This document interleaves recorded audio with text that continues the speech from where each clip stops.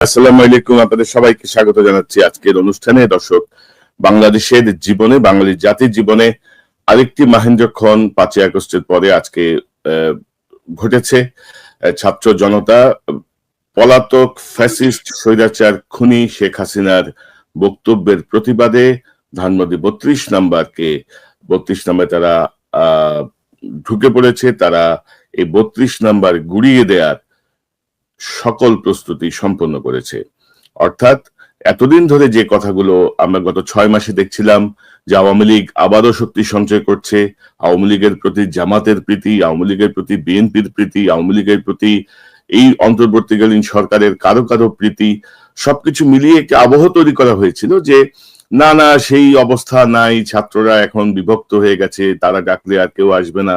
কিন্তু আজকের এই যেই প্রতিবাদ, আজকের যেই আন্দোলন, আজকের যে বিক্ষুব্ধ ছাত্র জনতার যে অবস্থান 32 নম্বরে এবং তাদের যে দাবি, সেটিকে ভুল প্রমাণিত করেছে যে ছাত্র জনতা এখনো সজাগ, তারা এখনো লক্ষ্য রাখছেন সকল কিছুর প্রতি। তো আমরা মনে করি আজকের যে শিরোনাম, এটি আরেকটি সুযোগ। আওয়ামী লীগ তার সহযোগী এবং অনুরাগীদের প্রতি আর কোনো অনুকম্পার কোনো সুযোগ নাই, এই ব্যাপারে পদক্ষেপ নিতে হবে। এই বিষয়ে আজকে আমি কথা বলবো। আমাদের সঙ্গে যোগ দিচ্ছেন আপনাদের অত্যন্ত প্রিয় মানুষ, প্রিয় মুখ, পিনাকি ভট্টাচার্য। পিনাকিদা, আপনাকে স্বাগত জানাচ্ছি আজকের অনুষ্ঠানে। এবং আমার সঙ্গে যোগ দিচ্ছেন আরেক জনপ্রিয় মুখ, সাংবাদিক ইলিয়াস হোসেন। ইলিয়াস, আপনাকে স্বাগত জানাচ্ছি। ইলিয়াস, আনমিউট করতে হবে আপনাকে। ঈদ মোবারক। ঈদ মোবারক সবাইকে, ঈদ মোবারক। অনেকটা ঈদের মতোই অবস্থা। ফ্যাসিবাদের এত খুশি, ইলিয়াসকে এত খুশি দেখিনি কখনো। দাদা, সব নষ্টের মূল তো দাদা আপনি হচ্ছে। ইলিয়াস কখনো এত খুশি থাকে? কখনো হাসতেছে, ও তো হাসে না কখনো। না, এখন ধরেন আসলে দাদা দেখেন যে এই 32 নাম্বারটা ধরেন একটা ঐতিহাসিক ভবন, কোনো সন্দেহ নাই, একটা স্মৃতি বিজড়িত ভবন, কোনো সন্দেহ নাই। কিন্তু গত 16 বছরে এই 32 নাম্বার শেখ মুজিবকে ব্যবহার করে যেভাবে গুম, খুন, মানুষ হত্যা, গণহত্যা, ভুয়া নির্বাচন, দখলদারিত্ব যেভাবে প্রতিষ্ঠা হয়েছে, তো মানুষের ক্ষোভটা যে পড়েছে ওইখানে। এবং ধরেন আমরা যদি সিরিয়ার দিকে তাকাই, জাস্ট আফটার হাসিনার পলায়ন, আমরা যদি সিরিয়ার দিকে তাকাই, দেখেন সিরিয়ায় আসাদের পার্টি নিষিদ্ধ, আসাদের অনুসারীদের ধরে ধরে ক্যাপিটাল পানিশমেন্ট দেওয়া হচ্ছে, অলমোস্ট এভরিডে তাদের শাস্তি দেওয়া হচ্ছে। তো আমাদের এখানে ধরেন আমরা এক ধরনের কচ্ছপ গতি দেখতেছি। বিএনপিও এক ধরনের মায়া মহব্বত, জামাতের এক ধরনের মায়া মহব্বত, অন্যান্য রাজনৈতিক দলগুলো এক ধরনের মায়া মহব্বত, এবং আওয়ামী লীগ দেখেন বিভিন্ন জায়গায় যোগ দিচ্ছে, বিভিন্ন দলে তারা আবারও সেই আগের ভূমিকা অবতীর্ণ হচ্ছে। তো আমি যেটি প্রথমেই বলছিলাম যে অনেকে বলছিল না যে ছাত্রদের ঐক্য ভেঙে গেছে, শেষ, এখন এরা ডাক দিলে আর 200 লোকে আসবে না, কারণ এরা নিজেরাই মারামারি করতেছে, ইত্যাদি ইত্যাদি অনেক কথা আমরা শুনছি। কিন্তু এটা আরেকটা মানে সাইন যে নো, ছাত্র জনতা এখনো ইউনাইটেড এবং তারা ওয়াচডগের ভূমিকায় আছে। এবং সরকারের জন্য এটা কিন্তু এক ধরনের, আমি মনে করি যে একটা সিগন্যাল যে নো, এইসব করা যাবে না। তো পিনাকি, আপনার কাছ থেকে শুনি এই যে সুযোগ, আমি মনে করি এটাকে সেকেন্ড একটা সুযোগ 5ই আগস্টের পরে। আপনার কাছ থেকে শুনি যে আওয়ামী লীগ সহযোগী এবং তার অনুরাগীদের ব্যাপারে আমরা কি করতে পারি, কি করণীয় সরকারের প্রতিটা জেলা উপজেলা পুরো দেশে। না, প্রথম ইয়েটা হচ্ছে যে বিপ্লব বিজয়ের তো কিছু চিহ্ন স্মারক লাগে আর কি। হ্যাঁ, যেমন ধরেন ফরাসি বিপ্লবে বাস্তিল দুর্গটাকে ভেঙে ফেলা হয়েছিল, আমরা শেখ মুজিবের মূর্তি উৎপাদন করছি, সেটা ঠিক আছে। কিন্তু ধানমন্ডি 32 নাম্বার এটা একটা সিগনিফিকেন্ট একটা আইকন ফ্যাসিবাদের, সেই আইকনটাকে ধ্বংস করা আমাদের জন্য জরুরি ছিল। এবং 5ই আগস্ট আসলে এমন হয়েছিল, এটা তো শুধু আমার জন্য না, সবার জন্যই একটা অপ্রত্যাশিত, হঠাৎ করে বিজয়টা আসছে এবং আমরাও মোটামুটি অপ্রস্তুত, এবং কি করতে হবে তখন বিজয়ের আনন্দে আমরা এতই মাতোয়ারা যে গুরুত্বপূর্ণ কাজগুলো আমরা করতে পারিনি। এবং তারপর থেকে আমার মনে হচ্ছিল যে আরে এই কাজটা তো হলো না। তারপরে ধানমন্ডি 32 নাম্বারে দেখা গেল যে সাগর রুনির ছেলে যে এটা পরিষ্কার করছে, মানে সেটাকে ঘিরে আর একটা ন্যারেটিভ তৈরি করার চেষ্টা করা হচ্ছে।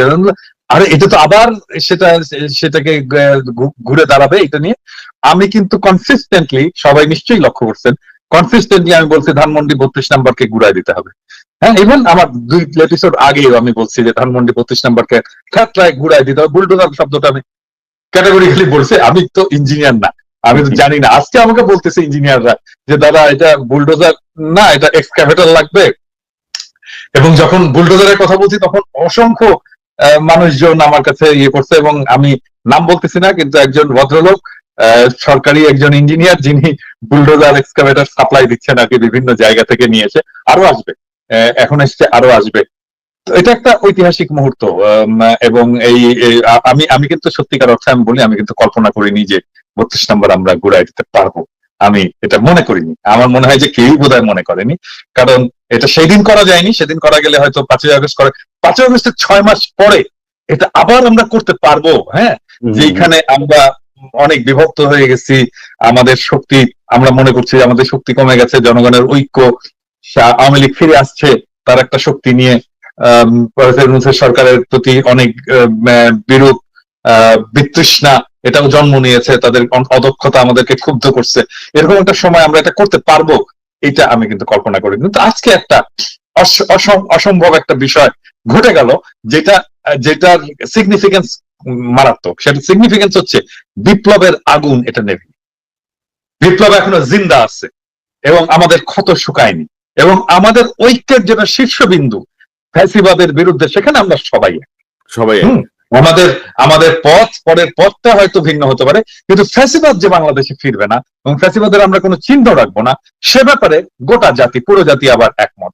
শুধু কিন্তু আরেকটা জিনিস, শুধু কিন্তু ঢাকায় হয়েছে তা না, খুলনায় হয়েছে এবং বিভিন্ন জায়গায় হচ্ছে আর কি। এবং আমি বলছি যে আজকে দাদা আপনার সাউন্ড একটু সমস্যা, তো সাউন্ড অনেক লো হয়ে গেছে হঠাৎ করে। কল আসতেছে, আমি মোবাইল থেকে ঢুকছি তো। জি, আমি যে বলতেছি যে আমাকে যোগাযোগ রাখতে হচ্ছে অনেকগুলো জায়গায় মাঝে মাঝে। তো যাই হোক, ইঞ্জিনিয়ার সাহেব ফোন করছে, বোধহয় ইয়ে শুন, তা আমি আবার পরে ঢুকবো। হ্যাঁ, আমার কিছু চালান, আমি আবার আসতেছি। জি জি, ইলিয়াস আপনার কাছ থেকে একটু শুনি যে কি অবস্থা মনে করছেন, এই যে ছাত্র জনতা যে ঠান্ডা হয়ে যায়নি, তাদের মধ্যে যে বিপ্লবের যে স্পিরিট, আমরা ঠিক 6 মাসের মাথায় কিন্তু আবারও দেখলাম, ঠিক 6 মাসের মাথায় 5ই ফেব্রুয়ারি। না, আপনার প্রথম ইয়েটা বলে নেই যে আপনি শুরু করেছেন যে 32 নাম্বার একটা ঐতিহাসিক ইয়ে, এটা পরিষ্কার করা দরকার যে ইন হোয়াট সেন্স, এটা কি নেগেটিভ না পজিটিভ সেন্স। এই 32 নাম্বার হচ্ছে সেই জায়গা যেখানে বসে পাকশাল তৈরি করা হয়েছে। এই 32 নাম্বার সেই জায়গা যেখানে সারা বাংলাদেশ যখন পাকিস্তানের বিরুদ্ধে যুদ্ধ করেছে, সেখানে পাকিস্তানি সেনাবাহিনীর একটা কি বলবো যে একটা খুব নিরাপদ আশ্রয়স্থল ছিল হচ্ছে 32 নাম্বার। এখানে কেউ যেতে পারতো না, এটা সবাই জানতো। শেখ মুজিবের বাড়ি, তখন তো শেখ মুজিব বঙ্গবন্ধু ছিল, তো বঙ্গবন্ধুর বাড়ি, এই বাড়ি হচ্ছে যা হচ্ছে এর হচ্ছে খুব নির্যাতিত নিপীড়িত অবস্থায়। কিন্তু পরবর্তীতে জানা গেল যে তাদের পরিবারকে সব ধরনের সুযোগ সুবিধা দিয়ে রেখেছে। শেখ রেহানার সাথে পাকিস্তানের সেনাবাহিনীর কিছু সদস্যের অনেক অনেক খবর টবরও পরবর্তীতে বেরিয়েছে, 1500 টাকা ভাতার বিষয়গুলো বেরিয়েছে। সজীব ওয়াজেদ জন্মের সময় আপনার হাসপাতালে এই এটা কি হলি চাইল্ড বোধহয় সম্ভবত, সেখান থেকে হলি ফ্যামিলি হাসপাতালে নিয়ে তাকে সেনাবাহিনীর পাহারায় তার জন্ম হয়েছে। এই 32 নাম্বার থেকে হেলিকপ্টার নিয়ে যে তারপরে শেখ মুজিবের বাবা তখন টঙ্গিপাড়াতে অসুস্থ হয়, তাকে হেলিকপ্টারে এনে ঢাকায় পিজি হাসপাতালে আপনার চিকিৎসা দেওয়া হয়েছে। সো এইটা এই বাংলাদেশের মানুষের জন্য কখনো কোনো কাজ বয়ে আনে নাই। রক্ষী বাহিনী থেকে শুরু করে সবকিছু সদর দপ্তর হিসাবে কাজ করেছে। এটা বাংলাদেশের ফ্যাসিবাদের একটা সিমটম হচ্ছে 32 নাম্বার, যে কারণে এটার ঐতিহাসিক আসলে মির্জাফরের যেমন ঐতিহাসিক আলোচনা আছে, এটা নিয়ে সেই আলোচনা, এটার পজিটিভ। আমি অ্যাকচুয়ালি ইলিয়াস ধরেন এই বিষয়গুলো তো ধরেন আমিও জানি, জাস্ট মানে ওভারঅল আমি বলছিলাম আর কি। না, আমি জনগণের স্বার্থে, কারণ স্পেশাল কোনো অনুকম্পা থেকে বলা হচ্ছে না, বলা হচ্ছে একটা ঐতিহাসিক ভবন, এইসব কর্মকাণ্ড এখানেই সংগঠিত হয়েছে। আজকে আমাদের একজন বুদ্ধিজীবী আছে যিনি ভিডিও এডিটর থেকে সাংবাদিক হয়েছেন। আমরা টেলিভিশনটার নাম বলতে চাই না, এটার সাথে আমাদের অনেক আবেগ অনুভূতি জড়িয়ে আছে। সেই টেলিভিশন কর্তৃপক্ষকে বলবো উইদিন 24 আওয়ার্স এর মধ্যে তাদের একজন ভিডিও এডিটর কাম সাংবাদিক মঞ্জুরুল আলম পান্না, তাকে খুব দ্রুত টেলিভিশন থেকে সরাইতে হবে। এটা যদি না সরানো হয় তাহলে আমরা ওপেনে কথা বলতে বাধ্য হব। এটা নিয়ে যারাই কথা বলছে সেই মানুষগুলোর চেহারা আমরা চিনি, তারা সরাসরি আওয়ামী লীগের লোক, এখন সুশীল একটা ভাব ধরে এটার পক্ষে কথা বলার চেষ্টা করছে। দ্বিতীয় কথাটা হচ্ছে যে আপনি ছাত্র জনতার যে কথাটা বলেছেন, অবশ্যই ছাত্র জনতা এখানে মাঠে নেমে এসেছে, কিন্তু আমি খুবই খুশি হতাম যে আমরা প্যারিসে বসে কিংবা নিউ ইয়র্কে বসে এইটার বিভিন্ন ধরনের কারা কি করবে কি হবে আজকে 32 নম্বরে এই যে কানেকশন গুলো করাচ্ছি, সেটা মনে হয় ছাত্রদের যে নেতারা এখন সরকারের পার্ট, তাদের কাছ থেকে আসলে আরো ভালো হতো। আমি তাদের প্রতি সম্মান রেখে বলছি, ছাত্ররা এটা বোঝা উচিত যে মানুষ আসলে কি চায় সেটা বুঝতে মনে হয় তাদের একটু সমস্যা হচ্ছে। তারা তাদের মধ্যে অন্তত একজন প্রতিনিধি যদি এখানে আজকে লিড দিত, এটা আমাদের চোখে দেখতে আরো বেশি আমাদের ভাল লাগতো, এটা আই স্মুদিং মনে হতো, আই সুদিং হতো। কারণ হচ্ছে গিয়ে বাংলাদেশের মানুষ আওয়ামী লীগ এবং ইন্ডিয়া এই দুইটার ব্যাপারে জিরো টলারেন্স, সেটা তারা আজকে বুঝিয়ে দিয়েছে। কিন্তু ছাত্ররা আমার মনে হয়েছে যে তারা মনে হয় একটা রাজনৈতিক দল গঠন করতে চায়, তারাও বিএনপি, জামাত, আওয়ামী লীগের মতো এরকম তথাকথিত মানে রাজনীতির যে ধারা আমাদের দেশে চলছে সেই ধারায় গা ভাসিয়ে দেওয়ার একটা চেষ্টা চালিয়ে যাচ্ছে। সেখান থেকে আমি মনে করি যে ছাত্রদের আজকের এই দৃশ্যটা দেখে অন্তত বোঝা উচিত যে আমরা বাংলাদেশের মানুষ কি চাই, এবং ছাত্রদের কাছে আমরা সেই জিনিসটাই নেতৃত্ব দেওয়ার প্রত্যাশা করি যেটা বাংলাদেশের মানুষ চায়। তো আমার বিশ্বাস তাদের অবশ্যই ছাত্রদের এই যে 32 নম্বর গুড়িয়ে দেওয়ার সাথে ছাত্রদেরও নেতাদের সাথে দু একজনের সাথে কথা হয়েছে, তারাও এটার সাথে একমত এবং তারা এটার সাথে একাত্মতা ঘোষণা করেছে। কিন্তু আমার মনে হয় সামনে থেকে নেতৃত্বটা দিলে আরো বেশি ভালো লাগতো। আর আরেকটা বিষয় হচ্ছে যে আমি একটা বিষয় অ্যাড করি। আপনি দেখেছেন যেটি আমরা বলতে চাচ্ছি যে আমরা গত 6 মাসে কিন্তু আমরা দেখছি যে সরকারের ভেতরের একটা অংশ আমাদের প্রধান রাজনৈতিক দলগুলোর মধ্যে আওয়ামী লীগকে ঘিরে এক ধরনের অনুকম্পা, এক ধরনের ভালোবাসা, এক ধরনের গণতন্ত্রের কথা, আমরা একটা রাজনৈতিক দল আরেকটা রাজনৈতিক দল কিভাবে নিষিদ্ধ করি, ওরে বাবা, মানে দরদ উঠলে উঠতেছে। অর্থাৎ আমরা জাস্ট ভুলে গেছি যে আমাদের উপর কি পরিমাণ মানে জুলুম চালানো হয়েছিল, কি পরিমাণ অত্যাচার চালানো হয়েছিল। তো এই ঘটনাটা তো একটা আবার প্রমাণ করলো, একটা সুযোগ দিল কিন্তু যে আওয়ামী লীগের সহযোগী যারা আওয়ামী লীগের লেসপেন্সার, বুদ্ধিজীবী, সুশীল সমাজ, রাজনীতিবিদ, এদের বিরুদ্ধে আমাদেরকে অবস্থান নেয়ার, এদেরকে চিহ্নিত করার। আপনি কি মনে করেন? না, একটা জিনিস দেখেন, এই যে 21শে বইমেলাতে একটা ডাস্টবিন বানানো হয়েছে শেখ হাসিনার ছবি দিয়ে। ওরা তো পাবলিক টয়লেট পর্যন্ত বানানো দরকার, ওর ছবির উপরে মানুষের মানে মলমূত্র ত্যাগ করা উচিত। ও এর চাই জঘন্য, এইটারও মানে আসলে না, ও এটারও মানে যোগ্য না, এর চাইতে জঘন্য জায়গায় ওকে রাখা উচিত। কিন্তু সেটা নিয়েও আপনি দেখেন বাংলাদেশের মেইন স্ট্রিমের পত্রিকা পর্যন্ত যে এই বইমেলা হচ্ছে খুব পবিত্র জায়গায়, এখানে শফিকের মতো একজন মানুষ সে কিভাবে এটা করলো, এই ন্যারেটিভ গুলো কিন্তু দাঁড় করিয়ে তারা কিন্তু মানে বই মেলাটাকে খুব বেশি করার চেষ্টা করছে না, তারা শেখ হাসিনাকে গ্লোরিফাই করার চেষ্টা করছে, শেখ হাসিনাকে নিয়ে যাতে আর কোনো ধরনের এই ধরনের কাজ না হয় এটা চেষ্টা করে যাচ্ছে। আমি আপনার এই লাইভে ঢোকার আগে মিসেস পাশার সাথে কথা হচ্ছিল, যে পাশা 1975 সালের 15ই আগস্টের একজন সূর্য সন্তান, এই বাংলাদেশের অত্যন্ত অকুতোভয় সাহসী একজন মুক্তিযোদ্ধা।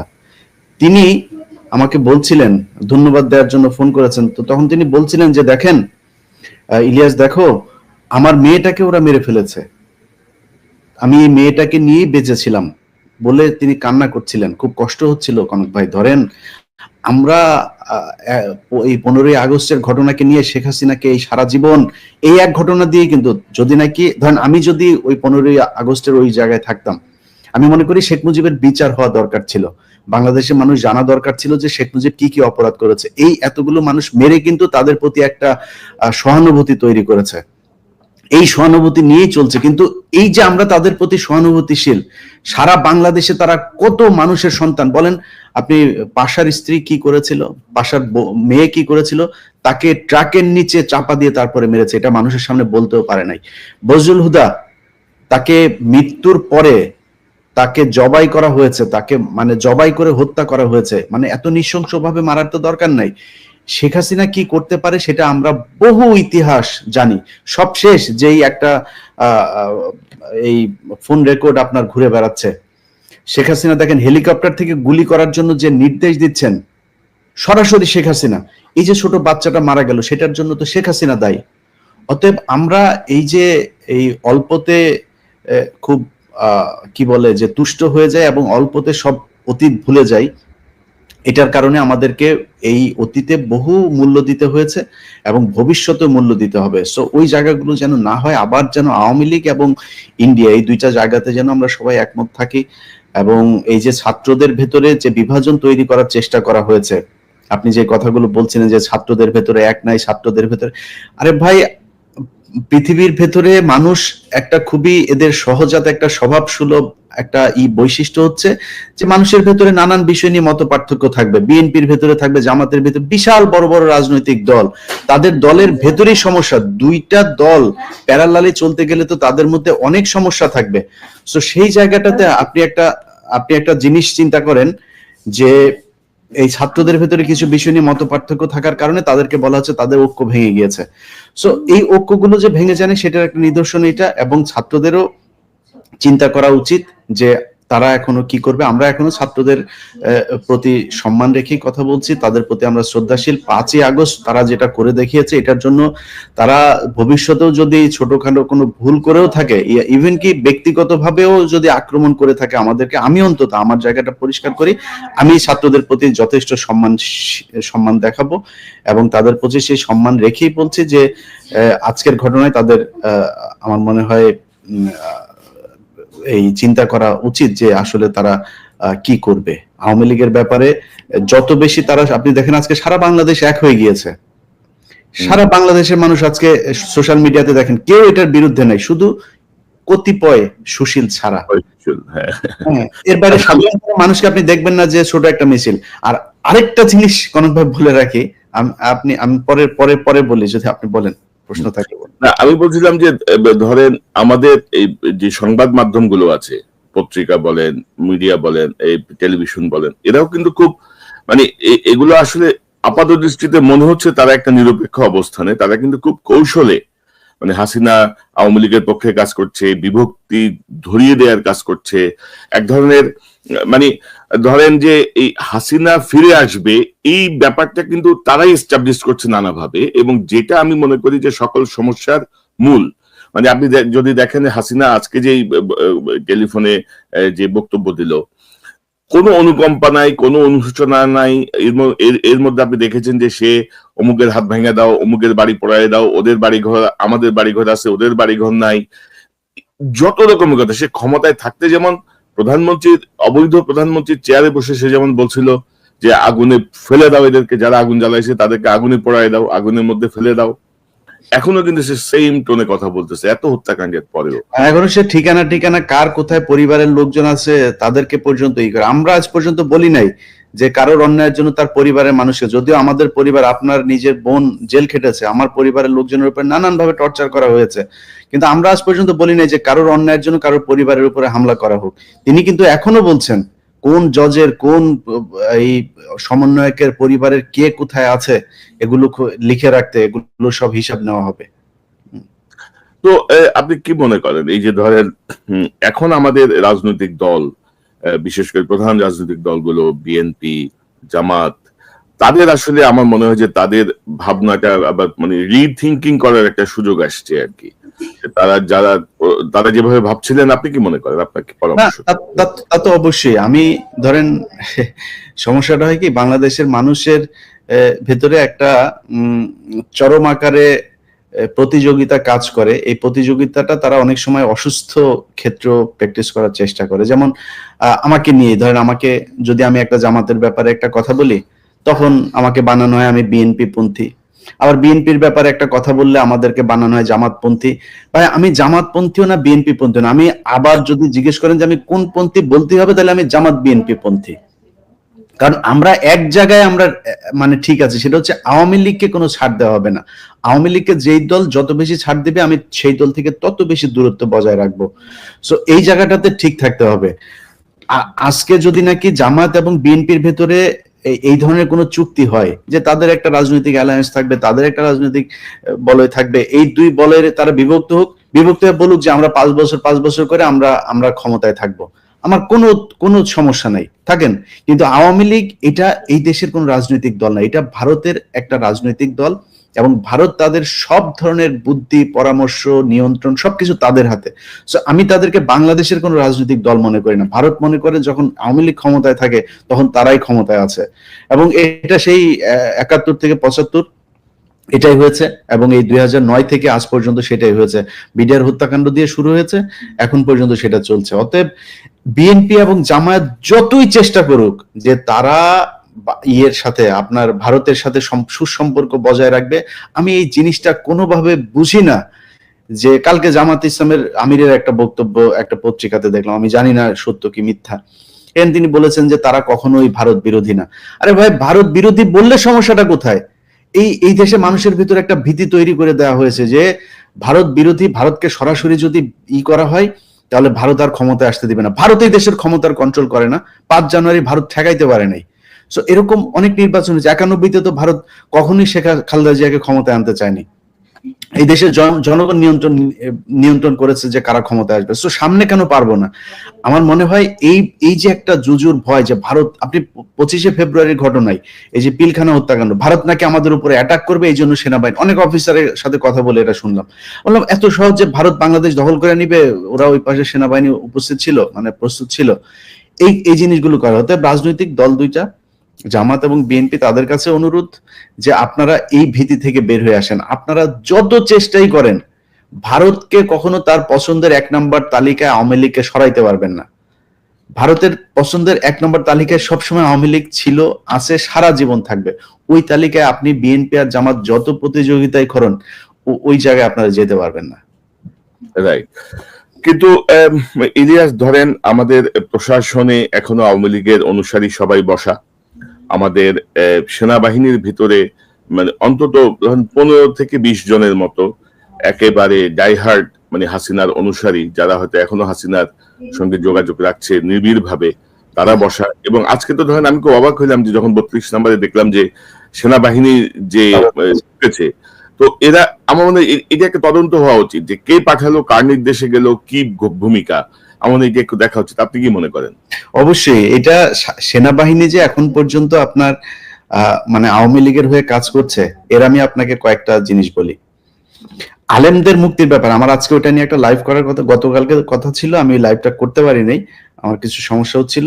আজকে সেই লাইভটা করার কথা ছিল, তো সকালে ঘুম থেকে উঠে তো দেখি ঈদ মোবারক, যেই কারণে ওই লাইভটা আমি বললাম হুজুরদেরকে যে হুজুর আমরা আজকে এটা করলে এই ইস্যুটা আসলে গুরুত্বপূর্ণ ইস্যু, সো আপনার ওই ইস্যুটা আটকায় যাবে। তো আমরা আগামীকালকে ওই বিষয়টা নিয়ে কথা বলবো। এই আপনার এমনিতে তো এখন পর্যন্ত বিচারকদের ভেতরে আওয়ামী লীগের এই লোকজন আছেই। আইন মন্ত্রণালয় এখনো পুরোপুরি একদম, আইন মন্ত্রণালয়গুলোর বেশিরভাগই সচিব, আমলা, এগুলো তো সবই এখনো আওয়ামী লীগের শেপেতে তারা বসে আছে। তার উপরে কিছু কিছু বিচারক মামলার আপনার দিচ্ছে, জামিন দিচ্ছেন এই আলেমদেরকে। দেখেন সেই উদিচি, 21শে আগস্ট, 10 ট্রাক, সব তো একই সুতোয় গাঁথা। তো এই আওয়ামী লীগের এই ইন্ডিয়ার এই যে ষড়যন্ত্র, এই ষড়যন্ত্রটা বুঝতে বর্তমান সরকারের আর কত বছর সময় লাগবে? তাদের তো উচিত ছিল যে পরের দিন এই মামলাগুলো সব বাতিল করে দেয়া, এবং যদি মনে করে যে কোনো ঘটনা নিয়ে তাদের কোনো তদন্ত করা উচিত, তাহলে তারা সেটা নিয়ে তদন্ত করুক। আমার মনে হচ্ছে বর্তমান সরকার থেকে শুরু করে সেনাবাহিনী, আমলা, রাজনৈতিক দল, সবার একটা জায়গাতে তারা ছাড় দিচ্ছে শেখ হাসিনাকে, সেটা হচ্ছে বিডিআর আর আলেম, এই দুইজনাদের বিরুদ্ধে যে মামলাগুলো আছে সেই মামলাগুলোতে তারা কোনোভাবেই শেখ হাসিনাকে ওভারটেক করতে চায় না। মানে শেখ হাসিনা যা করেছিল সেটাই মনে হচ্ছে করছে। তো ওইখানে গিয়ে আপনার যখন তাদেরকে ছাড়া হচ্ছে, আপনি জানেন, আপনি এই যে জেলে ছিলেন প্রায় 9 মাস, এই আদালতে যখন আদেশটা হওয়ার পরে সেটা আবার ফের জেল কর্তৃপক্ষের কাছে সেটা আসতে হয়। এই যে আসার মাঝখানে যে সময়টা, এখানে আপনি বের হওয়ার সময় দেখেছেন যে সেখানে ডিজিএফআই এর লোকজন, এনএসআই এর লোকজন, সব গোয়েন্দা সংস্থার লোকজন থাকে, এবং তাদের ক্লিয়ারেন্সের বাইরে এটা করা যায় না। তারা সেটা করতে দিচ্ছে না, তারা সেটা ডিলে করছে। 3 দিন 4 দিন তাদের এই আদালতের কপি যেতে সময় লাগছে। এই জিনিসগুলোতে তারা বাধা দিচ্ছে। অতএব ডিজিএফআই তে এখন পর্যন্ত এই সব আওয়ামী লীগের লোকজন, আমরা এই তালিকা যে আমাদের কাছে আছে এটা আপনাদের বোঝার জন্য আপনাদের সায়েন্টিস্ট হওয়ার দরকার নাই।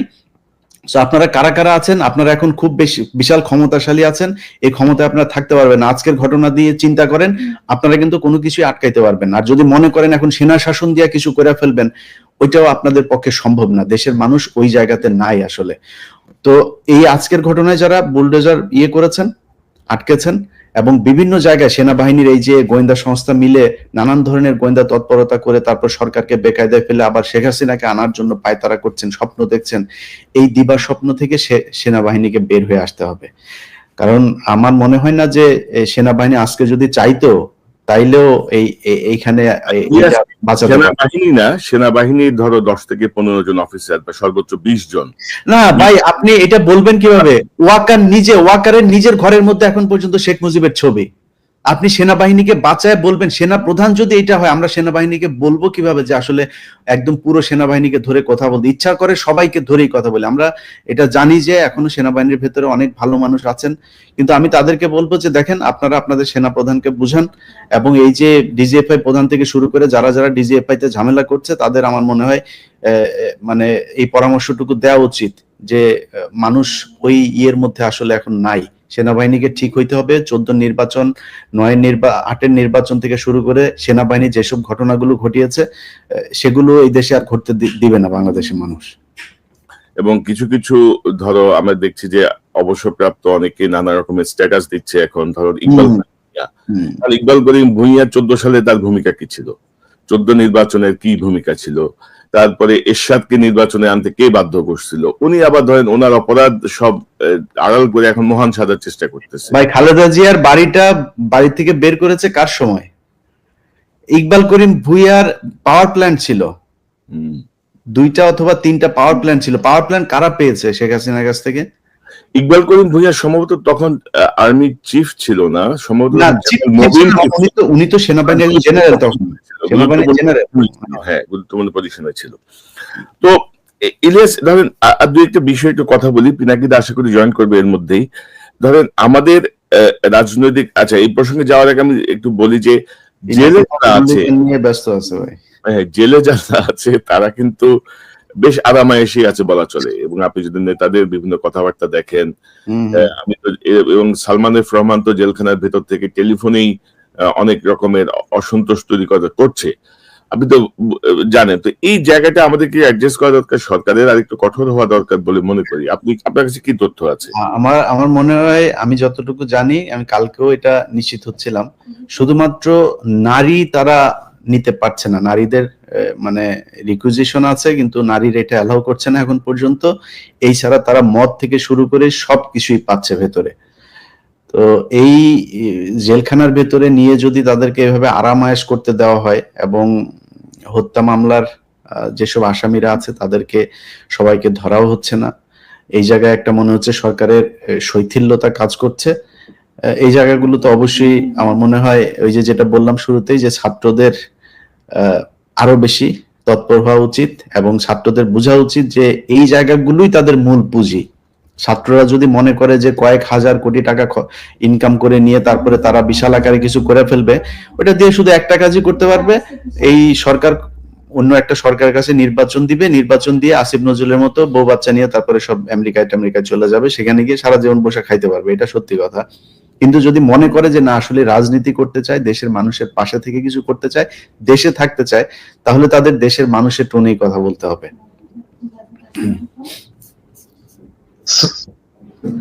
দাদা, আপনাকে প্রক্সি দিতে যায় আমার অনেক কথা বলতে হয়েছে, এবার আপনি বলুন। আপনাকে ধন্যবাদ, আপনি জয়েন করছেন। দাদা, সর্বশেষ আপডেট কি 32 নম্বরে? আল্লাহ, ভাঙাভাঙি চলতেছে। কয়েকটা জিনিস হচ্ছে, ভিতরে আগুন লাগাই দিচ্ছে, তো আগুন তো ভাঙা মুশকিল। আর আরো অনেক বুলডোজার এবং এক্সকাভেটর চলে আসছে, তো আর ভিতরে লোকজন অনেক, ওদেরকে না সরাইলে ওগুলো জিনিসপত্র যদি ভেঙে আবার উপরে পড়ে তাহলে তো সমস্যা। তো যাই হোক, এই সব মিলাই চলছে, চিন্তার কোনো কারণ নাই। রাত্রে সাফা হয়ে যাবে আর কি, রাত্রের মধ্যে সাফা হয়ে যাবে।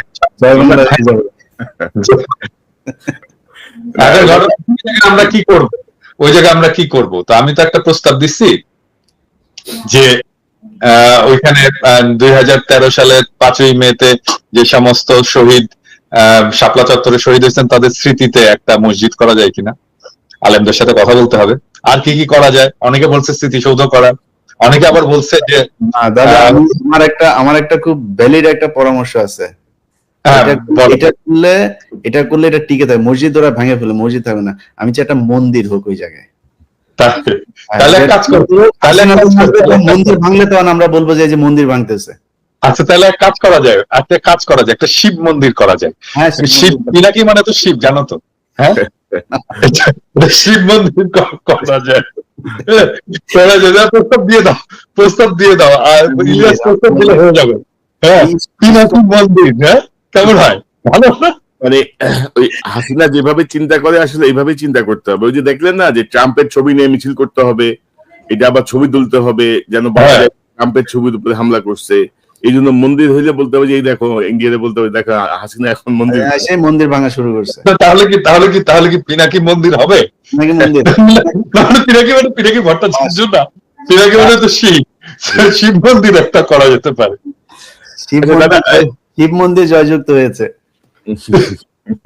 দাদা, এই যে আপনার আপনি যখন ছিলেন আমরা কয়েকটা প্রসঙ্গের কথা বলছিলাম, এই প্রসঙ্গটা আমি একটু শেষ করতে চাই, আর বেশি লম্বা করতে চাই না। যে ধরেন আমাদের রাজনৈতিক দলগুলো কিন্তু ধরেন এখনো সেই 2008-এর যে আগের রাজনীতি, মানে 2008 সালের আগের যে পুরাতন রাজনীতির ওই ফরম্যাটেই ভাবছে অনেক কিছু আমার মনে হয়। এই যে পরিবর্তন যাতে হচ্ছে, মানুষ যে এখন বাংলাদেশের গণমাধ্যমের চেয়ে অনলাইনের উপরে ডিপেন্ডেন্ট, সোশ্যাল মিডিয়ার উপরে অনেক বেশি নির্ভরশীল, অনেক বেশি ট্রাস্ট করে, এই জায়গাটা ধরেন এখন এই যে আমি যদি বলছি যে আওয়ামী লীগের সহযোগী এবং অনুরাগীদের কোনো অনুকম্পার সুযোগ নাই আর না, আমাদের একদমই নাই। কারণ আমরা তো 6 মাস দেখলাম ওদের মধ্যে তো কোনো অনুশোচনা নাই। ওরা যে ক্ষমা চাবে, ওরা যে বুঝবে যে আমরা ভুল করছি, এই জিনিসটা তোদের মধ্যে নাই, কোনো রিমোর্স নাই। তো সেই জায়গাটায় কি পদক্ষেপ নেওয়া যেতে পারে? কারণ বিভিন্ন জেলায় ধরেন এখনো অনেকেই ধরেন আওয়ামী লীগের নেতা হয়ে, বিএনপি নেতা হয়ে গেছে, কেউ জামাতের নেতা হয়ে গেছে, নানাভাবে এদেরকে তারা শেল্টারে ঢুকে তারা আবার আগের অ্যাক্টিভিটিতে চলে গেছে। আমাদের বুদ্ধিজীবীরা, আমাদের সাংবাদিকরা কিন্তু খুব কৌশলে ছাত্রদের মধ্যে ভেজাল লাগাচ্ছে। প্লাস আজকে যে সেনাবাহিনীর সেখানে হঠাৎ করে গেল, কার নির্দেশে গেল, সেটারও একটা তদন্ত হওয়া প্রয়োজন নিশ্চয়ই। আপনি বলেন না, আমি তো ইলিয়াসের সাথে ওই লাইভে বলছি যে সেনাবাহিনী 8 টু সিভিল পাওয়ার এখানে ডিপ্লয়েড আছে। সো আমি নিশ্চিত হয়েছি স্বরাষ্ট্র মন্ত্রণালয় থেকে বা সরকার থেকে সেনাবাহিনীর কোনো সাহায্য চাওয়া হয়নি। তো সেনাবাহিনী নিজ উদ্যোগে গেছে, এটা ওয়াকারের নির্দেশে গেছে। ওয়াকারকে ব্যাখ্যা দিতে হবে কেন সেনাবাহিনীকে তারা এখানে পাঠাইছে। তবে সেইখানে যে সেনা অফিসার এবং সৈনিকেরা ছিল তারা যথেষ্ট যৌক্তিক আচরণ করছে এবং তারা ফিরে গেছে কোনো ঝামেলা না করেই। তো আমরা ধন্যবাদ জানাই ডেফিনেটলি এখানে কোনো ঝামেলা না করার জন্য। আমরা পুলিশকে ধন্যবাদ জানাই, কারণ পুলিশ ওইখানে কোনো ঝামেলা করেনি এবং তারা ছাত্র জনতা উপস্থিতির পরে এখান থেকে সরে গেছে জায়গা ছেড়ে। আমরা তাদেরকে ধন্যবাদ জানাই। আর নতুন রাজনীতির কথা যেটা বললেন, যে দেখেন পুরোনো দলগুলো পুরোনো রাজনীতি করবে, কারণ পুরোনো দিনের মানুষ তো ওনাদের চিন্তা ইয়ে করতে পারবে না। নতুন রাজনীতি যে কিরকম হতে পারে এটা ওনাদের ধারণার মধ্যে নাই। হ্যাঁ, তো আমরা ওনাদেরকে সাপোর্ট করতে চাই, ডেফিনেটলি সাপোর্ট করতে চাই। আমাদের যে প্রতিষ্ঠিত রাজনৈতিক দল আছে তারা আমাদের সম্পদ, এটা মনে রাখতে হবে। আমি সবসময় তাদেরকে রেসপেক্ট করি, কিন্তু তাদেরকে তো জনগণের আকাঙ্ক্ষা, জনগণের অ্যাসপিরেশন, যে বাচ্চারা রক্ত দিল তাদের আকাঙ্ক্ষাটাকে তো ধারণ করতে হবে। তারা যদি ধারণ করতে না পারে তাহলে তো মুশকিল, তাহলে নতুন রাজনীতি দাঁড়াবে। আমরা কিন্তু ওনাদেরকে হেল্প করতে পারি যে কিভাবে করা যায়, কিভাবে ন্যারেটিভ তৈরি করতে হবে, কিভাবে জনগণের সাথে কমিউনিকেট করতে হবে, কিভাবে রাজনৈতিক কর্মসূচি তৈরি করতে হবে। আমাদের লক্ষ্য যদি হয় 4টা, আমি তো 4টা বলছি। এক, আওয়ামী রাজনীতি বাংলাদেশে চিরতরে নিশ্চিহ্ন করতে হবে। ভারতীয় আধিপত্যবাদ এটা ধ্বংস করতে হবে বাংলাদেশে। 3 নম্বর হচ্ছে বাংলাদেশে একটা সাম্যের সমাজ চাই। আর 4 নম্বর বাংলাদেশের রাষ্ট্র এবং সমাজে ইনসাফ চাই। আমার 4টা ভেরি সিম্পল চাওয়া। এই 4টা চাওয়াতে যে রাজনৈতিক দলগুলো আসবে আমরা সবাই তাদেরকে হেল্প করবো। হ্যাঁ, কারণ আমাদের সবারই তো চাওয়া এরকম একটা বাংলাদেশ, যে বাংলাদেশে এই 4টা জিনিস থাকবে। আমরা ডেফিনেটলি, আমার মনে হয় কনক, ইলিয়াস কেউই এটাতে আপত্তি করবে না যে রাজনৈতিক দলগুলো, বৃহৎ রাজনৈতিক দলগুলো আমাদের এই এজেন্ডাটাকে তাদের কমন এজেন্ডা হিসেবে নেবে, তাদের সাথে আমরা থাকবো।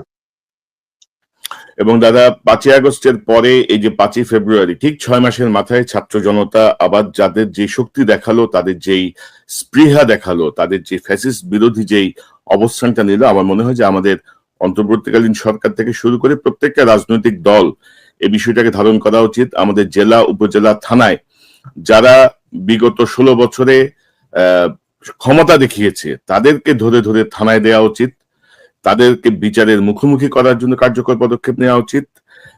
এবং যারা জেলে আছে তাদের টেলিফোনে ভাই জেলখানা থেকেই তারা নির্দেশ দিচ্ছে বিভিন্ন জায়গায়, আপনি নিশ্চয়ই অবগত আছেন, সালমান এফ রহমান থেকে শুরু করে অনেকেই। এই জায়গাগুলো নিয়ে আমরা কি করতে পারি, আমি মনে করি তাদের আইনের মুখোমুখি করা উচিত। এবং গতকাল আমাকে সেনাবাহিনীর একজন অ্যাক্টিভ একজন মেজর বলছিলেন যে ভাই আমরা অনেক চাঁদাবাজকে, আওয়ামী লীগের অনেক অপরাধীকে ধরে দিচ্ছি, কিন্তু তারা পরের দিনই জামিন পেয়ে যাচ্ছে। তাদের ব্যাপারে এক ধরনের বিশেষ অনুকম্পা আমরা দেখছি। আপনার একটা মন্তব্য নিতে চাই। আমি আরেকটা বিষয় একটু বলতে চাই যে বর্তমান অন্তর্বর্তীকালীন সরকার, প্রফেসর ইউনূসের সরকার, এই যে 6 মাস পরে আবার ফুসে ওঠা ছাত্র জনতার আবেগকে যে গুরুত্ব দিয়েছে, তার একটা প্রমাণ রাখতে হবে। প্রমাণটা কি? আগামী কালকে একটা এক্সিকিউটিভ অর্ডার জারি করতে হবে যে কোন সরকারি অফিসে শেখ মুজিবের কোন ছবি থাকতে পারবে না। আমরা দেখেছি ওয়াকারের অফিসে আছে শেখ মুজিবের ছবি, এমনকি ক্যান্টনমেন্টের মধ্যেও শেখ মুজিবের মুরাল টুরাল আছে। সমস্ত কিছু অপসারণ করতে হবে এবং এটা এক্সিকিউটিভ অর্ডার কালকেই দিতে হবে, কারণ কালকে ক্যাবিনেট মিটিং আছে সকালবেলা। ক্যাবিনেট মিটিং এ কালকে অবশ্যই একটা এক্সিকিউটিভ অর্ডার জারি করতে হবে, ক্যাবিনেটের একটা অর্ডার জারি করতে হবে। প্রত্যেকটা সরকারি প্রতিষ্ঠান, প্রত্যেকটা সরকারি দপ্তর থেকে শেখ মুজিবের সমস্ত ছবি অপসারণ করতে হবে। খুবই খুবই ভালো একটা ঘোষণা। ইলিয়াস, আপনি কিছু যোগ করতে চান? আনমিউট করেন। আপনার সুধা সদন থেকে শুরু করে আরো যা যা আছে, যে যে জায়গাগুলো, এগুলো আমার মনে হয় ধূলিসাৎ করে দেওয়া উচিত। ইলিয়াস, সুধা সদন ওয়াজেদ মিয়ার বাড়ি, এটা শেখ হাসিনার না। ওয়াজেদ মিয়া তো ভালো লোক, মানে ওয়াজেদ মিয়া সারা জীবন শেখ হাসিনার মতো একজন দাজ্জাল, একটা খাইস্টা মহিলার সাথে ঘর করে কি যন্ত্রণা পোহাইছে, তার স্মৃতিটা থাকুক। ওয়াজেদ মিয়া আসলে কারণ ওয়াজেদ মিয়া যে পরিমাণে কষ্ট ভোগ করছে, ওরা জাহান্নামে আর কোনো কষ্ট আল্লাহ দিবে না। ওর দুনিয়া থেকে ভোগ করে নিয়ে গেছে। এরকম এক জিনিস যদি নাকি থাকে কারো ঘরে, তাহলে ওর অবস্থা শেষ। এবং দাদা আরেকটা প্রসঙ্গ বোধ আসা উচিত যে আমাদের আওয়ামী লীগের ধরেন 16 বছরে যেসব অনেক সাংবাদিক, অনেক লেখক, বুদ্ধিজীবী যারা আওয়ামী লীগের এই দুঃশাসনকে নানা কৌশলে সমর্থন করে গেছে, এই বইমেলা তাদের বই নিষিদ্ধের কথা বলছি না, কিন্তু তারা আবার ধরেন বই টই লিখে নানা রকমের ফন্দি ফিকির করতেছে, তাদেরকে আমাদের আসলে বয়কট করা উচিত। আজকে তো মাহমুদ ভাই তো একটা খুব চমৎকার একটা কলাম লিখছে, গিরগিটি সাংবাদিকতা। হ্যাঁ, এই যে জয় মামুন এখন বিএনপি প্রেমী সেজে গেছে, এবং হবে কিন্তু। এবং আমি রাজনৈতিক দলগুলোকে বলতে চাই যে আপনাদের তো যাওয়ার দরকার নাই ওদের কাছে। আপনারা তো চেনেন কারা লড়াই করছে, কারা সংগ্রাম করছে, কারা নির্যাতিত হয়েছে এবং কারা ফ্যাসিবাদের দালাল ছিল। ওদের থেকে দূরে থাকেন, এটা আমার স্বনির্বন্ধ অনুরোধ। এদের থেকে দূরে থাকেন, দরকার নাই ওদের কাছে যাওয়া। ওরা আপনার কিছু অ্যাড করবে না, আপনার বরং ইমেজ নষ্ট হবে। কেউ যদি দালাল সাংবাদিকদের কাছে, দালাল লোকদের কাছে, দালাল প্রফেসরদের কাছে, দালাল বুদ্ধিজীবীদের কাছে যায়, তাহলে আপনার ইমেজ নষ্ট হবে। আপনার জনগণের ইমেজ দরকার, জনগণের সমর্থন দরকার। জনগণের সমর্থন তাদের সাথে আছে যারা এই লড়াই এতদিন ধরে ছিল। হ্যাঁ, আমি এই সুযোগে বলি আর কি, আর নিশ্চয়ই কনক, ইলিয়াস দুইজনেই লক্ষ্য করছে যে বিএনপির একটা অংশ, সবাই না, আমার পিছনে লাগছে গত কয়েকদিন ধরে আর কি, নানা ধরনের প্রচারণা, এটা সেটা, মেয়ার ক্যাম্পেইন ইত্যাদি ইত্যাদি শুরু করছে। আমি বলতে চাই কি যে করে লাভ নাই। হ্যাঁ, মানে করতে পারেন, করতে পারেন, এটা আপনাদের ক্ষতি। মানে ধরেন আমরা তো শত্রু না, আপনার বিএনপিরও শত্রু না, আমরা জামাত ইসলামের শত্রু না, আমরা ফ্যাসি বিরোধী যে কোনো রাজনৈতিক দলের জনগণের শত্রু না। আমরা একই সাথে লড়াই করছি, আপনারা আমার আপনজন। কিন্তু আমাদের ডেফিনেটলি কিছু ডিফারেন্স থাকবেই, আমাদের চিন্তার ডিফারেন্স, সবার, আমাদের এই তিনজনেরও ডিফারেন্স আছে। কিছু কিছু জায়গায় ঐক্য আছে, কিন্তু অনেক জায়গাতেই ডিফারেন্স আছে, থাকবেই। আমরা ডিফারেন্স নিয়ে এক জায়গায় কাজ করি, কিন্তু আপনারা যদি আওয়ামী লীগের মতো কাজ করেন তাহলে তো খুবই মুশকিল। দাদা, এই যে আপনি নিশ্চয়ই এটা জানেন যে বিএনপির একটা অংশ মনে করে যে আমরা তো ক্ষমতায় যাচ্ছি, তো বিরোধী দল কে হবে, বিরোধী দল হিসেবে আওয়ামী লীগ আসলে খুব ভালো হইতো আমাদের জন্য রাষ্ট্র পরিচালনায়। এইরকম একটা অদ্ভুত ভাবনা তাদের মাথায় আছে। হ্যাঁ, এই Yes. একই চিন্তা কিন্তু ভাই এই যে জিয়াউর রহমান করছিলেন কিন্তু, হ্যাঁ, যে একটা ভালো একটা গঠনমূলক একটা রাজনৈতিক পরিবেশ, গণতান্ত্রিক পরিবেশ তৈরি করার জন্য এই হাসিনাকে আনার এই পরামর্শ দিয়েছিলেন। যতটুকু জানি ওই যে এই শাহমুয়াজ্জম কি ওই যে প্রধানমন্ত্রী ছিলেন শাহ আজিজ এই পরামর্শ দিয়েছেন, তার পরামর্শে তিনি এটা নিয়ে এসেছিলেন। কোন একটা আরেকটা কারণ আছে, বিএনপি মনে করে যে বাংলাদেশে ইসলামপন্থীদের একটা উত্থান হয়েছে এবং ইসলামপন্থী রাজনৈতিক দল, ইসলামপন্থী জনতা একটা শক্তি সঞ্চয় করে, এইটা ভবিষ্যতে তারা ম্যানেজ করতে পারবে না। তো ম্যানেজ করার জন্য আওয়ামী লীগকে দরকার। হ্যাঁ, এটা কমপ্লিটলি একটা ভুল ধারণা। এই ভুল অ্যাজাম্পশনের উপরে দাঁড়ায় তারা সমস্ত অ্যাকশন গুলো নিচ্ছে, এবং সেই কারণে তাদের রাজনীতিটা ভুল হচ্ছে। এটা ধরায় দেওয়া আমাদের কর্তব্য। এবং আমরা মনে করি যে ওই ওই ওই ন্যারেটিভটা আওয়ামী ন্যারেটিভ, ওই ন্যারেটিভটা ইন্ডিয়ান ন্যারেটিভ, এবং সেই জন্য আমরা সতর্ক করতে চাই যে ওর মধ্যে ঢুকেন না। ওর মধ্যে ঢুকলে আপনার রাজনীতি তো যাবেই, দেশের বিপদ হবে। ধরেন বিএনপির মতো একটা রাজনৈতিক দল, এই দল যদি দুর্বল হয়ে যায়, যথেষ্ট দুর্বল হয়েছে এই আওয়ামী শাসনে, এই দল যদি দুর্বল হয়ে যায় তাহলে তো তার বাংলাদেশের স্বাধীনতা সার্বভৌমত্বের জন্য একটা বিপদ। এই জিনিসটা আমরা বুঝতে পারতেছে না। হ্যাঁ, আমরা তো চাই না বিএনপি দুর্বল হোক, আমরা চাই বিএনপি সবল থাকুক। এবং দাদা তারেক রহমান সাহেব যে ভাবনায় ভাবছেন বা ওনার বক্তব্যে আমরা যে রিফ্লেকশনটা দেখি, এই রিফ্লেকশনটা কিন্তু মাঠে যারা আছেন, মানে যারা তার দল ক্যারি ফরওয়ার্ড করতেছে না, আলাদা তো, কমপ্লিটলি আলাদা তো, দেখতেছেন না? মানে তারেক রহমান যেই ভাইব নিয়ে আসতেছে তার বক্তৃতাতে, তার বক্তব্যে, আর মাঠে একদম মাঠে তো আওয়ামী লীগ হয়ে গেছে সব। হ্যাঁ, জাতীয়তাবাদী লীগ হয়ে গেছে তো, তাদের আচার আচরণ বলেন, কথাবার্তা, সবকিছু, ন্যারেটিভ, সবকিছু। জামাতে ইসলামকে গালাগালি, আল বদর বলে গালাগালি, আল বটর বাহিনী বলে আর গালাগালি। হ্যাঁ, জামাতকে দেখতেই পারে না। হ্যাঁ, মানে কনফিডেন্স থাকা ভালো, আবার এতটা ওভার কনফিডেন্স আবার সমস্যা করবে আর কি। 91 সালে আওয়ামী লীগের যেটা হয়েছিল, মানে আমার মনে হয় যে আরেকটু স্লোলি ভাবা উচিত। ইলিয়াস, আমার অনুষ্ঠানের শেষ পর্যায়ে আপনার শেষ মন্তব্য নিতে চাই, তারপর পিনাকিদার মন্তব্য নিয়ে আমার অনুষ্ঠান শেষ করবো। আমি ইলিয়াসকে বলি, ইলিয়াস বইটা পড়ছো? ফুলকুমারী পড়ছো? না দাদা, আমি তো ওই যে বিডিআর নিয়ে এত ব্যস্ত, আমি ওইটা এখনো পড়তে পারি নাই। আমার পড়া শেষ করলে অর্ডার দিছি, আসতেছে। পড়া হইলে তাহলে আমরা একটা শো করবো। পড়া হওয়ার পরে আপনার বইটা নিয়ে আমরা অলরেডি আপনার এটা নিয়ে আমরা দুইজনই কথা বলতেছিলাম যে আপনার এটা নিয়ে আমরা একটা শো করবো। আমি অলরেডি তাদেরকে বলছি যে আমরা এটা নিয়ে একটা শো করবো, আলোচনা করবো বিস্তারিত ভাবে। তো ইলিয়াস, আপনার শেষ মন্তব্যটা একটু শুনি।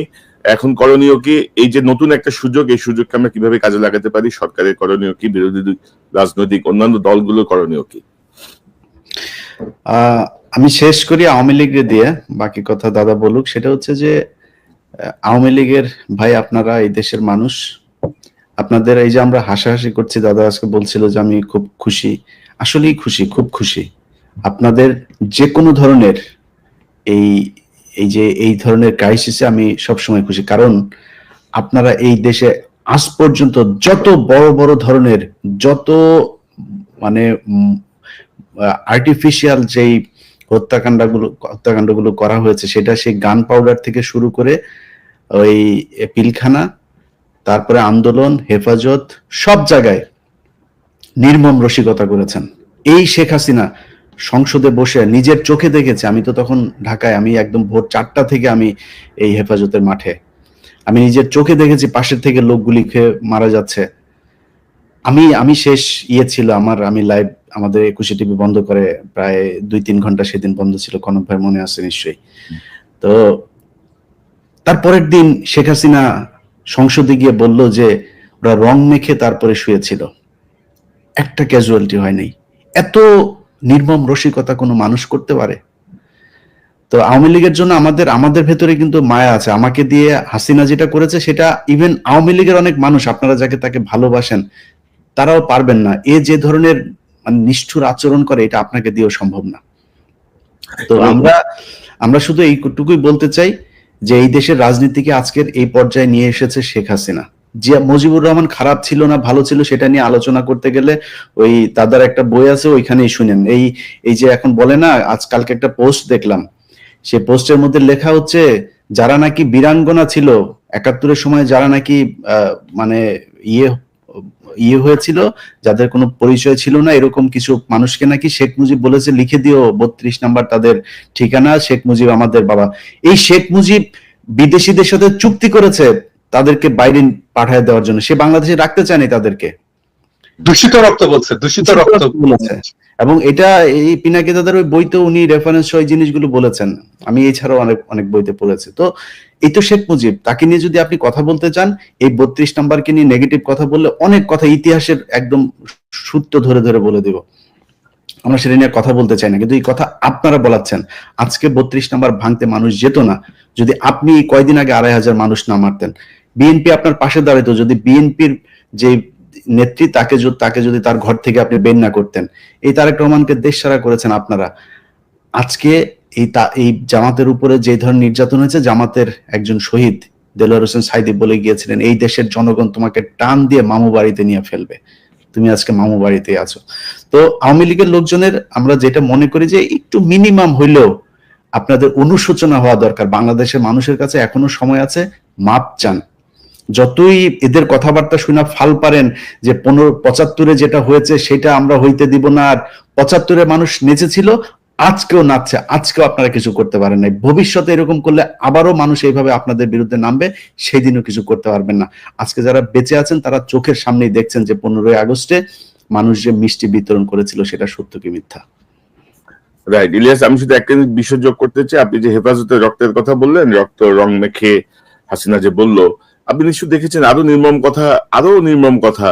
সে নিজের নির্দেশ দিয়ে গুম করে বলেছে এরা অভিবাসী হতে যে সাগরে ডুবে মারা গেছে, কিন্তু সে দিয়েছে, অথচ সে নিজে নির্দেশ দিয়ে তাদেরকে খুন করেছে, গুম করেছে, মেরে ফেলেছে, বলেছে এরা বোধহয় দেশ ত্যাগ করতেছে, মারা গেছে।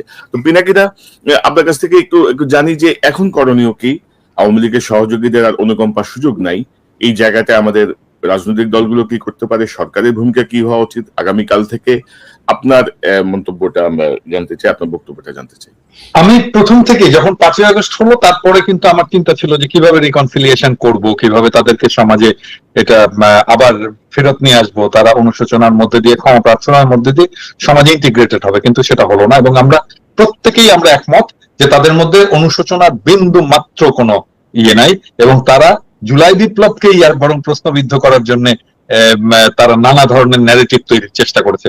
সো নো মার্সি, এখন আর কোনো ক্ষমা নয়, এখন আর কোনো ক্ষমা নয়। বাংলাদেশের ভেতরে বসে যারা আওয়ামী ফ্যাসিবাদের কথা বলবে, সহানুভূতি দেখাবে, ওই শাওন টাউন সহ, ওই যে বলে না কেরা উঠছে, শাওন টাউন সহ যারা বলবে তাদের সবাইকে জয় বাংলা করে দিতে হবে। এবং আমাদের আগামী 1 মাস ধরে, ওরা 1 মাসের কর্মসূচি নিয়েছে না, আমাদের আগামী 1 মাস ধরে আমাদের কর্মসূচি চলবে এদেরকে জয় বাংলা করা। যদি সেই রকম হয়, আমি তো বলছি, আমি আমার বাহিনীকে বলছি যে বাড়িটা আইডেন্টিফাই করবা, বাড়ির সামনে গরু ফেলাবার জবাই করবা, গরু ফেলাবার জবাই করবা, টাকা দিব, আমরা দিব না, আমরা একসাথে দিব, চান্দা দিব, গরু ফেলাবার জব করবো, টাকার ক্ষমা চাও, ক্ষমা চাও। এগুলো ঢাকায় বসে, বাংলাদেশে বসে আওয়ামী ফ্যাসিবাদের দালালি চলবে না। Stop, full stop. কাল থেকে দেখবে এবং কাল থেকে আমাদের অভিযান শুরু হবে। মানে এবং আমরা কি করতে পারি সেটা প্রমাণ আজকে দেখানো হয়েছে, ছাত্র জনতা দেখাই দিছে, তার প্রমাণ চট্টগ্রামে দেখানো হয়েছে। কঠোর নির্মম হইতে বাধ্য করবেন না।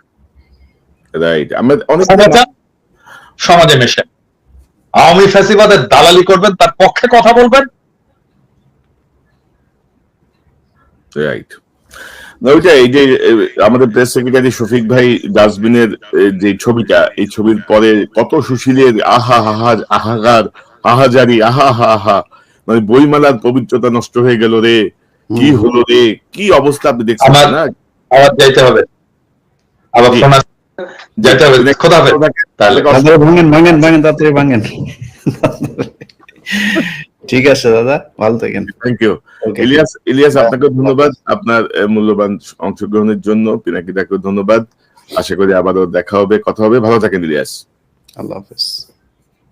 দর্শক, এতক্ষণ যে অনুষ্ঠান শুনলেন, নিশ্চয়ই আপনি আলোচনা মর্মার্থ উপলব্ধি করতে সক্ষম হবেন।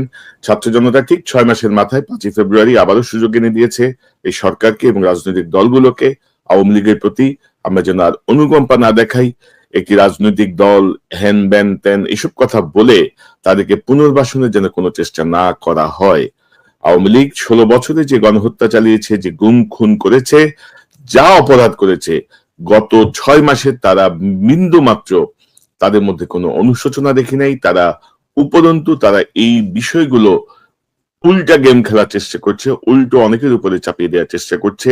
জুলাই আন্দোলনকে তারা নানাভাবে ব্যাখ্যা করার চেষ্টা করছে এবং আপনারা দেখেছেন গত এই সরকার দায়িত্ব নেওয়ার পরপরই নানাভাবে বিদ্রোহের চেষ্টা করে তারা এই সরকারকে ফেলে দিতে চেয়েছিল, তারা আবার দখল করার চেষ্টা করেছিল, কিন্তু আস্তে আস্তে সকল প্রচেষ্টা ব্যর্থ হয়েছে। আমরা চাই বাংলাদেশের ছাত্র জনতা অতন্দ্র প্রহরীর মতো একটি গণতান্ত্রিক নির্বাচনের মাধ্যমে জনগণের প্রতিনিধিদের হাতে ক্ষমতা হস্তান্তর পর্যন্ত সজাগ দৃষ্টি রাখবেন।